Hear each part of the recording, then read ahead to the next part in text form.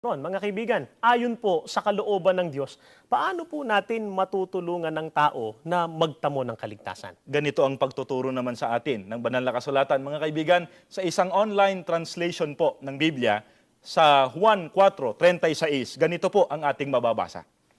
Kapag tinulungan ninyo silang tanggapin ang aking mensahe, gagantimpalaan ko kayo kung paanong binabayaran ng may-ari ng bukirin ang mga tagapag-ani ng mga bunga.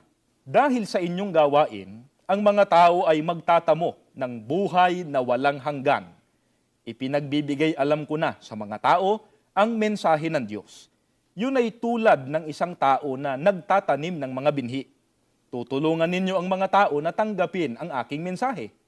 Iyon ay magiging tulad ng pag-aani ng mga bunga. Kapag nangyari yon, kayo at ako ay kapwa magagalak.